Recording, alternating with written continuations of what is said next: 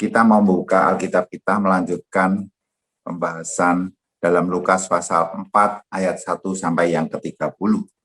Yesus yang penuh dengan Roh Kudus kembali dari Sungai Yordan lalu dibawa oleh Roh Kudus ke padang gurun. Di situ ia tinggal 40 hari lamanya dan dicobai iblis. Selama di situ ia tidak makan apa-apa dan sesudah waktu itu ia lapar. Lalu berkatalah iblis kepadanya, "Jika engkau anak Allah, suruhlah batu ini menjadi roti." Jawab Yesus kepadanya, "Ada tertulis, manusia hidup bukan dari roti saja." Kemudian ia membawa Yesus ke suatu tempat yang tinggi, dan dalam sekejap mata ia memperlihatkan kepadanya semua kerajaan dunia. Kata iblis kepadanya, "Segala kuasa itu serta kemuliaannya akan kuberikan kepadamu, sebab semuanya itu telah diserahkan kepadaku, dan aku memberikannya kepada siapa saja yang kukehendaki." Jadi jikalau engkau menyembah aku, seluruhnya itu akan menjadi milikmu. Tetapi Yesus berkata kepadanya, "Ada tertulis, engkau harus menyembah Tuhan Allahmu, dan hanya kepada Dia sajalah engkau berbakti." Kemudian ia membawa Yesus ke Yerusalem dan menempatkan dia di hubungan bait Allah. Lalu berkata kepadanya, "Jika engkau anak Allah, jatuhkanlah dirimu dari sini ke bawah. Sebab ada tertulis mengenai engkau, ia akan memerintahkan malaikat-malaikatnya untuk melindungi engkau. Dan mereka akan menentang engkau di atas tangannya, supaya kakimu jangan teruntuk kepada batu." Yesus menjawabnya, katanya, "Ada firman, jangan engkau mencobai Tuhan Allahmu." Sesudah iblis mengakhiri semua pencobaan itu, ia mundur daripadanya dan menunggu waktu yang baik. Dalam kuasa Roh kembalilah Yesus ke Galilea, dan tersebarlah kabar tentang dia di seluruh daerah. Sementara itu ia mengajar di rumah-rumah ibadat di situ, dan semua orang memuji dia. Ia datang ke Nazaret, tempat ia dibesarkan, dan menurut kebiasaannya, pada hari Sabat, ia masuk ke rumah ibadat, lalu berdiri, hendak membaca dari Alkitab. Kepadanya diberikan kitab Nabi Yesaya, dan setelah dibukanya, ia menemukan nas, di mana ada tertulis, "Roh Tuhan ada padaku, oleh sebab ia telah mengurapi aku untuk menyampaikan kabar baik kepada orang-orang miskin, dan ia telah mengutus aku untuk memberitakan pembebasan kepada orang-orang tawanan dan penglihatan bagi orang-orang buta, untuk membebaskan orang-orang yang tertindas, untuk memberitakan tahun rahmat Tuhan telah datang." Kemudian ia menutup kitab itu, memberikannya kembali kepada pejabat, lalu duduk. Dan mata semua orang dalam rumah ibadat itu tertuju kepadanya. Lalu ia mulai mengajar mereka, katanya, "Pada hari ini genaplah nas ini sewaktu kamu mendengarnya." Dan semua orang itu membenarkan dia, dan mereka heran akan kata-kata yang indah yang diucapkan. Lalu kata mereka, "Bukankah ia ini anak Yusuf?" Maka berkatalah ia kepada mereka, "Tentu kamu akan mengatakan pepatah ini kepadaku, 'Hai tabib, sembuhkanlah dirimu sendiri, perbuatlah di sini juga di tempat asalmu ini. Segala yang kami dengar yang telah terjadi di Kapernaum.' Dan katanya lagi, 'Aku berkata kepadamu, sesungguhnya tidak ada nabi yang dihargai di tempat asalnya.' Dan aku berkata kepadamu, dan kataku ini benar. Pada zaman Elia terdapat banyak perempuan janda di Israel ketika langit tertutup selama 3 tahun dan 6 bulan, dan ketika bahaya kelaparan yang hebat menimpa seluruh negeri. Tetapi Elia diutus bukan kepada salah seorang dari mereka, melainkan kepada seorang perempuan janda di Sarfat di tanah Sidon." Dan zaman Nabi Elia banyak orang kusta di Israel, dan tidak ada seorang pun dari mereka yang ditahirkan, selain daripada Naaman, orang Syria itu. Mendengar itu, sangat marahlah semua orang yang di rumah ibadat itu. Mereka bangun lalu menghalau Yesus keluar kota dan membawa dia ke tebing gunung, tempat kota itu terletak, untuk melemparkan dia dari tebing itu. Tetapi ia berjalan lewat dari tengah-tengah mereka, lalu pergi. Pagi ini, sesuai dalam LAI, membagi 3 bagian, yaitu percobaan di padang gurun, ayat 1-13, Yesus kembali ke Galilea pada 15, Yesus ditolak di Nazaret ayat 16-30. Yang pertama, kita akan menganalisa konteks dan latar belakangnya. Lukas menempatkan berita pencobaan terjadi setelah mencantumkan silsilah Tuhan Yesus. Tentunya kita perlu bandingkan dengan Injil sinoptis yang lain. Dalam silsilah Tuhan Yesus, ini ada maksudnya Lukas menyusun tidak mengurutkannya sesuai dengan kebiasaan orang Yahudi, yaitu memulai silsilah dari nenek moyang atau leluhur. Lukas memulainya silsilahnya itu dari Yesus dan diakhiri dengan menghubungkan Yesus dengan anak Adam dan anak Allah. Apa maksudnya? Ini berarti Lukas mencoba menghubungkan pencobaan Yesus dengan status Yesus sebagai anak Allah dan anak Adam atau manusia. Nah, sebagai anak Allah dan anak Adam, ternyata ia menang di dalam menghadapi semua percobaan itu. Nah, Lukas hendak membuktikan bahwa Yesus tidak sama dengan Adam. Adam pertama gagal di dalam percobaan.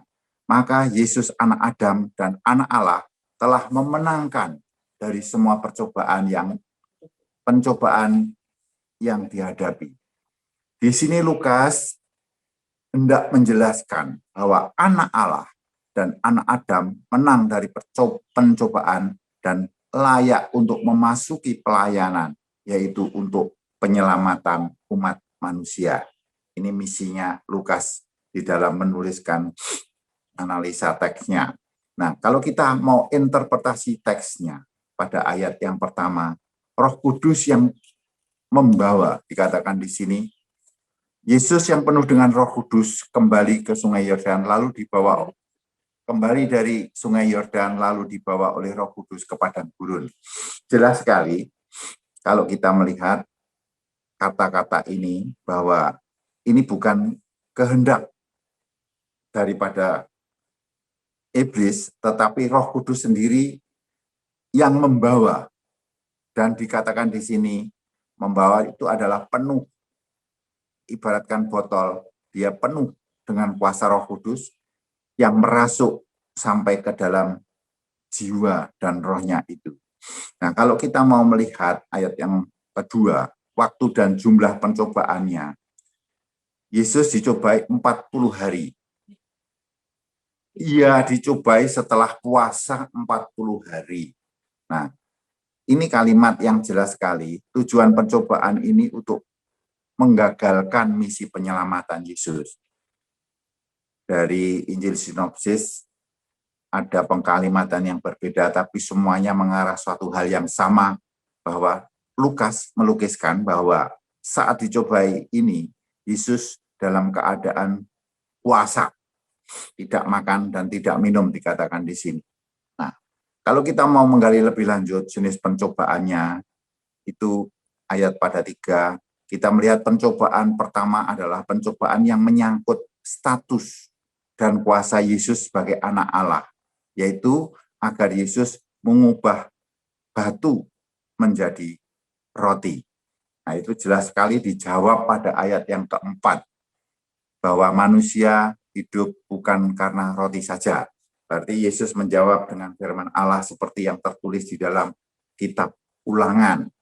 Nah, istilah yang dipakai pencobaan di sini, istilah sebenarnya mengartikan jauh lebih luas daripada sekedar mencobai sebagaimana diterjemahkan dalam bahasa Indonesia. Dalam konteks Alkitab, istilah yang dipakai untuk menguji kesetiaan atau ketaatan seseorang terhadap Tuhan. Nah, selain di dalam kisah pencobaan iblis ini, yang aktif menunjukkan unsur godaan dan bujukan, jadi cobaan dari iblis ini memang sangat ditonjolkan. Nah, di dalam mengubah batu menjadi roti, pencobaan pertama ini yang ditawarkan iblis di sini sangatlah tepat dan taktis dan sempurna. Disebut tepat dan taktis dan sempurna karena apa? Pencobaan pertama ini menyangkut 3 dimensi sekaligus. Yang pertama, percobaan di sini menyangkut status Yesus sebagai anak Allah. Percobaan yang ditawarkan iblis supaya menggunakan kuasa ilahinya sebagai anak Allah untuk mengubah batu menjadi roti. iblis berkata, jika engkau anak Allah, perintahkanlah semua batu ini menjadi roti. Dimensi yang kedua, percobaan pertama ini sangat tepat dengan situasi dan tuntutan masyarakat Yahudi. Menurut kepercayaan masyarakat luas pada masa itu, seorang ahli sihir dapat mengubah diri mereka menjadi seekor binatang atau benda-benda lainnya. Demikian halnya dalam kepercayaan Yahudi. Mereka berharap bahwa Musa yang baru yang akan datang ini memimpin mereka keluar untuk masuk ke dalam situasi yang baru. Musa yang baru akan memberi mana yang baru, yaitu roti yang turun dari surga. Di sini iblis mencobai sesuai dengan kepercayaan masyarakat Yahudi pada masa itu. Nah, ini saya kutip dari Kenner, ya, penulisan Kenner. Ketiga, pencobaan pertama ini mempunyai dimensi ketiga sangat tepat dengan situasi yang dihadapi Yesus, yaitu tuntutan kebutuhan fisik. Disebutkan bahwa setelah berpuasa, maka ia dalam keadaan lapar. Iblis mengetahui bahwa Yesus mempunyai kebebasan dan kuasa untuk mengisi kelaparan itu dengan mengubah batu menjadi roti. Pencobaan yang ditawarkan iblis sangatlah logis, langsung kepada kebutuhan vital atau kebutuhan dasar kemanusiaan Yesus. Istilah yang dipakai di sini adalah kebutuhan secara jasmani. Lukas menyebut dalam bentuk tunggal. Lukas tampaknya hendak menyesuaikan dengan kebutuhan Yesus yang hanya sendirian di padang gurun. Nah, pertanyaan di sini adalah apakah percobaan semata-mata bertujuan menguji status Yesus sebagai anak Allah, agar Yesus memuaskan kelaparannya melalui kekuasaannya sebagai anak Allah dengan melakukan mujizat, atau apakah percobaan ini menyangkut misi Yesus yang akan dikerjakan. Nah, untuk itulah istilah yang penting diperhatikan setiap percobaan yang ditawarkan iblis selalu mengatakan jika. Karena apa? Dengan kata jika menandakan kebenaran fakta kalimat selanjutnya, yaitu tentang Yesus sebagai anak Allah. Berarti Yesus benar-benar anak Allah. Oleh sebab itu, tujuan pencobaan yang pertama adalah menyangkut status Yesus sebagai anak Allah, yang sekaligus misi Yesus sebagai anak Allah. Sebenarnya Yesus mampu menjadikan batu menjadi roti. Ternyata dalam pelayanan Yesus kemudian hari mengadakan banyak mukjizat, kita bisa lihat selanjutnya. Nah, percobaan di sini harus dilihat sebagai percobaan khusus yang menyangkut misi Yesus ke dalam dunia. Jika Yesus mengubah batu menjadi roti, berarti iblis hendak menggoyahkan pimpinan Allah yang memimpin dia ke padang gurun. Dari awal roh membawa dia ke padang gurun. Itu karena pimpinan Allah. Dan ketergantungan manusia Yesus kepada roh Allah itu sendiri yang menguatkan. Karena apa? Dikatakan di sini, Yesus memberi jawaban secara singkat dan jelas bahwa manusia hidup bukan dari roti saja, tetapi dari setiap firman yang keluar dari mulut Allah. Yesus menunjukkan sebagaimana anak Allah harus hidup. Sebab bagi dia, hidup adalah melakukan kehendak Allah. Yesus dapat berharap kepada pemeliharaan Bapa. Sebab Allah Bapa adalah Bapanya. Demikian juga umat Israel dapat berharap kepada pemeliharaan Bapa. Sama seperti yang terjadi selama mereka dalam perjalanan di padang gurun. Nah, kemudian percobaan kedua itu adalah menyangkut status Yesus sebagai anak Allah. Iblis meminta melompat dari bumbungan bait Allah untuk membuktikan kepada publik bahwa Allah Bapa akan memeliharanya. Nah, kalau kita sedikit membahas, percobaan yang kedua ini adalah iblis membawa Yesus ke kota suci dan menempatkan di bumbungan bait Allah adalah suatu tempat yang sangat tinggi. Ini berarti jatuh dari tempat tersebut berarti suatu kematian. Dalam percobaan yang kedua ini, iblis menggunakan firman Allah dengan mengutip Mazmur 91 ayat 11-12 yang pada dasarnya keluar dari konteksnya. Iblis meminta agar Yesus melompat dari bait Allah, membuat suatu pertunjukan yang spektakuler. Artinya apa?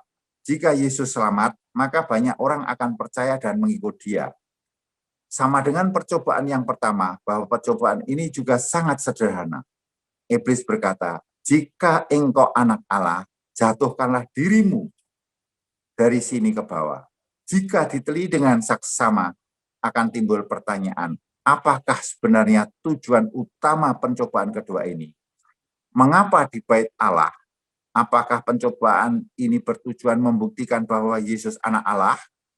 Apakah iblis mencobai agar Yesus mendemonstrasikan siapa dia di depan publik? Karena mujizat akan terjadi jika Yesus menjatuhkan diri dari bumbungan bait Allah, sehingga orang akan melihat bahwa Yesus dilindungi oleh Bapa. Bagi bangsa Israel pada saat itu, bait Allah mempunyai arti yang sangat penting, karena bait Allah merupakan tempat kehadiran oleh Allah. Oleh sebab pencobaan ini bertujuan untuk menggoyahkan hubungan Allah Bapa dengan Yesus. Hubungan ketaatan Yesus kepada Bapa dalam melaksanakan misinya itu, yaitu misi penyelamatan umat manusia yang berdosa dengan salib. Iblis mencoba menggoyahkan dan mengacaukan misi dan visi daripada Tuhan Yesus sendiri untuk merusak apa yang menjadi kehendak Allah Bapa. Nah, kalau kita melanjutkan pada pencobaan yang ketiga adalah pencobaan berhubungan dengan kerajaan dan kemegahan dunia. Iblis menawarkan kemegahan dunia, segala isinya, asal Yesus mau menyembahnya. Nah, semua jenis pencobaan ini menguji kesetiaan dan ketaatan daripada Yesus terhadap Tuhannya. Nah, kalau kita sedikit membahas pencobaan yang ketiga ini adalah pencobaan untuk memperoleh dunia dengan segala kemegahannya. Melalui penyembahan kepada setan, kita bisa mendapatkan sesuatu apa yang kita inginkan, kepuasan duniawi. Lukas menyebut bahwa Yesus dibawa ke suatu tempat yang tinggi. Dalam sekejap mata, iblis memperlihatkan kepadanya semua kerajaan dunia. Lukas dengan teliti, secara lebih terimpi, mengutip kata-kata yang dipakai oleh iblis dengan menyebutkan secara lengkap. Apa itu? Bahwa seluruh kerajaan dunia dengan segala isinya, inhabit world, akan diberikan kepada Yesus. Nah, Lukas dalam Injil di sini mengutip perkataan iblis mengatakan bahwa semua kerajaan telah diserahkan kepadanya dan ia berhak memberi kepada siapa yang dikehendakinya. Ada beberapa hal penting untuk diketahui bahwa pernyataan si iblis ini tidak dapat dipercaya. Ini penting. Iblis tidak mempunyai hak apapun untuk menawarkan semacam itu. Tidak ada bukti dalam Alkitab menunjukkan bahwa dunia dan segala kerajaan sebagai miliknya. Ini tidak ada. Iblis adalah bapak pembohong dan segala dusta. Menunjukkan bahwa tawaran ini adalah tawaran palsu dan dibesar-besarkan. Kepemilikan iblis atas dunia dengan segala kemegahannya adalah kepemilikan sebagai perampok, penyusup, dan pembohong. Dunia adalah milik Yesus. Di sini ditawarkan iblis agar gelar Yesus mencapai kekuasaan, bukan melalui jalan salib atau jalan penderitaan yang direncanakan Allah. Iblis mengetahui bahwa dengan sujud menyembah itu berarti meneguhkan klaim iblis bahwa ia berkuasa atas dunia ini dan segala apa yang di dalamnya. Hal ini perlu diperhatikan oleh kita bahwa jawaban Yesus terhadap iblis. Yesus berkata, "Enyahlah iblis." Artikan ini membuktikan bahwa iblis tidak mempunyai kekuasaan atas dunia dan segala isinya. Sebab iblis adalah pembohong dari sejak semula. Yesus mengetahui bahwa hanya Allah saja yang patut disembah dan penyembahan iblis adalah melanggar hukum Tuhan. Itu dalam Ulangan 6 ayat 13-14. Nah, cerita tentang percobaan yang sudah tertulis di sini jelas sekali bahwa tujuannya hanya untuk menguji ketaatan dan kesetiaan manusia Yesus dan sebagai anak Allah taat kepada Bapanya yang di surga. Nah, sebagai amanat teks pada pagi hari ini, percobaan di padang gurun kepada orang-orang percaya, Yesus adalah anak Allah yang senantiasa menunjukkan ketaatannya kepada Bapa untuk memenuhi tugas mesianis yang akan dia kerjakan. Yang kedua, Yesus adalah anak Allah yang datang untuk menggenapi dan menyempurnakan nubuat perjanjian lama. Kemudian Yesus anak Allah, anak Adam, kata Lukas di sini, adalah jauh lebih sempurna. Yesus adalah anak Allah yang memenangkan dalam percobaan. Yang ketiga, jelas sekali di sini, dalam berpuasa 40 hari, penulis hendak menunjukkan bahwa Yesus adalah Musa yang baru, seorang pemberi hukum yang baru dalam Matius 5 ayat 1 sampai yang ke-2.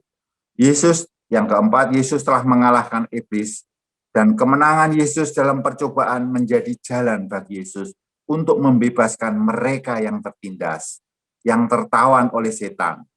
Yesus memenangkan pencobaan merupakan perlawanan terhadap kerajaan Allah di sini. Nah, aplikasi untuk masa kini, relevansinya. Percobaan yang dialami Yesus menolong orang percaya menghadapi berbagai percobaan. Bagaimana cara mengatasi apabila percobaan itu datang? Jikalau Yesus setiap ada percobaan, ia selalu mengutip firman Allah untuk mengatasinya. Maka setiap orang percaya hendaklah meneladani Yesus melalui ketaatan akan firman Allah, khususnya ketika menghadapi percobaan dalam kehidupan sehari-hari. Injil mengarahkan untuk berdoa agar tidak dibawa dan takluk ke dalam percobaan. Firman Allah berkata, yang ketiga, aplikasi ketiga, bahwa manusia hidup bukan hanya karena roti saja, tetapi karena firman Allah. Jadi Yesus telah memenangkan pencobaan oleh sebab dia mampu menolong para pengikutnya menghadapi percobaan. Jadi kalau Yesus sudah menang di dalam percobaan, dia mampu menolong kita di dalam percobaan. Nah, sekarang yang jadi masalah, sumber kegagalan orang percaya di sekitar 3 macam percobaan seperti dialami Yesus, yaitu tentang kuasa, kedudukan, harta, kemudian ini yang menjadi godaan bagi kita untuk seringkali kita kalah menghadapi percobaan. Banyak orang percaya gagal karena kuasa dan kesempatan yang dimilikinya.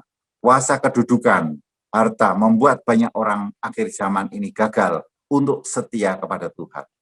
Tujuan iblis hanya satu, yaitu agar kita jangan menyembah Allah, tetapi hanya tunduk menyembah kepada Dia. Amin.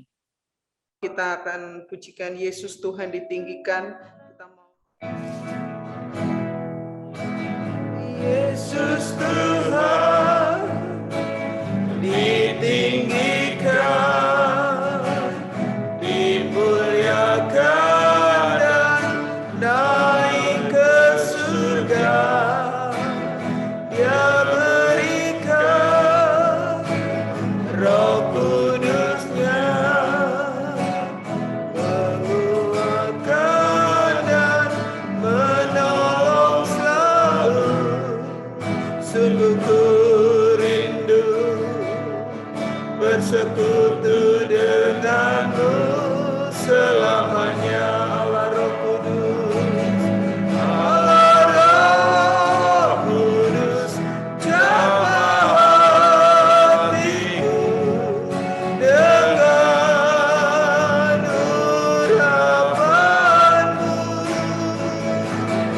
Itu selalu dekat denganmu, tinggal di hadiratmu, Allah Roh. Kita mengucap syukur kepada Tuhan untuk perayaan Paskah di Indonesia, di gereja-gereja Tuhan boleh berjalan lancar, kondusif, dan Tuhan memberkati. Kita juga akan berdoakan untuk Paskah PMKS sore nanti supaya setiap yang join boleh memiliki hati yang setia dan digerakkan untuk melayani lebih lagi. Saya minta dengan kasih untuk Ayub pimpin dalam doa, semuanya berdoa untuk mendukung doa-doa ini. Mari kita bersatu dalam doa. Bapak surga, kami bersyukur Tuhan untuk berkat Tuhan. Kami berterima kasih untuk segala perlindungan Tuhan. Dan saat ini Tuhan, kami berdoa Tuhan, kiranya Tuhan tolong. Kami berdoa Tuhan Yesus untuk perayaan Paskah di gereja-gereja Tuhan, dan kami bersyukur semuanya boleh berjalan dengan lancar, kondusif, dan penuh dengan berkat Tuhan. Kiranya Tuhan terus berkati gereja-gereja Tuhan melalui Paskah ini, semakin cinta Tuhan, semakin melakukan apa yang diperintahkan Tuhan. Kami juga berdoa Tuhan untuk perayaan Paskah PMKS supaya banyak yang join. Kiranya Tuhan Yesus yang tolong bagi semua yang ikut, semuanya Tuhan gerakkan hatinya supaya tergerak untuk mengikuti Paskah di PMKS ini. Kami juga berdoa Tuhan, biarkan banyak yang datang kepada Tuhan Yesus. Kami berdoa Tuhan, banyak jiwa terus digerakkan untuk melayani mengasihi Tuhan Yesus. Kami bersyukur Tuhan, kami berterima kasih, kami menyerahkan semuanya dalam nama Tuhan Yesus Kristus. Haleluya.